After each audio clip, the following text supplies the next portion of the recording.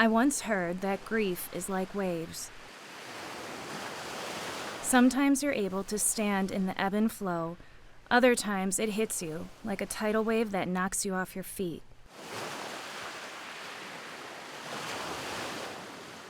Though it's the most universal human emotion, it often feels lonely and isolating.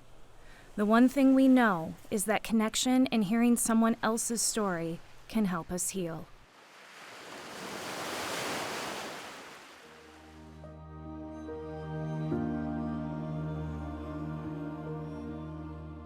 I met Jim Hudson in 2004, almost 20 years ago, in Bayfield, Wisconsin.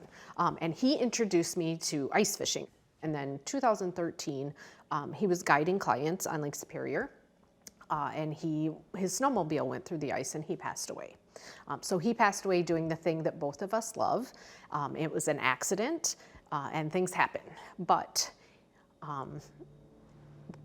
the craziest thing is, the thing that took him from me is also the thing that helped me heal. Ice fishing is also how I met Hannah. Back in 2019, I was producing a segment for Outdoor Wisconsin about a group of women that regularly gathered together to ice fish on Lake Superior.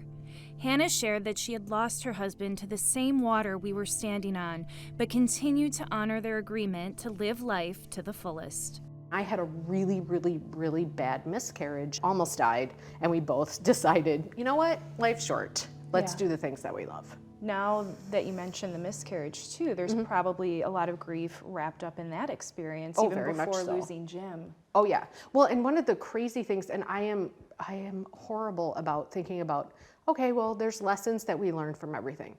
When I had my miscarriage and the PTSD that occurred because of the things that happened around that, set me up with the most amazing therapist to help me through losing my husband. I was already in therapy.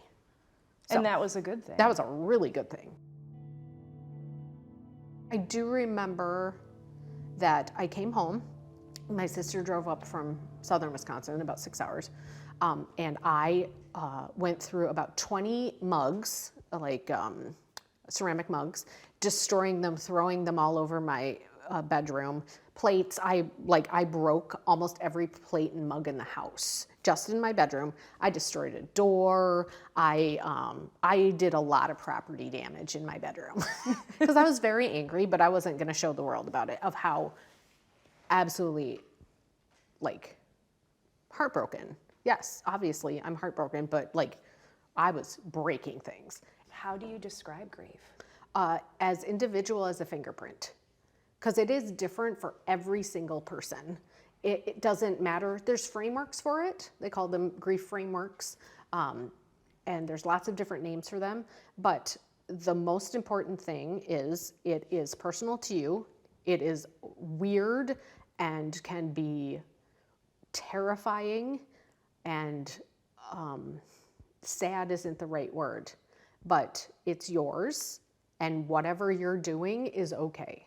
That's interesting you say sad isn't the right word, because I think that's the first word people often think of with grief. Well, grief is me being sad about someone dying or losing something. Yeah, and it's not that at all.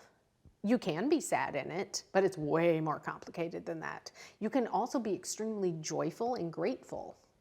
That's part of grief too, but it's also part of that grief process. People think there's a beginning and an end to grief. Grief just is.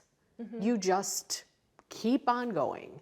And it could be as difficult as losing a spouse. It can be losing a job.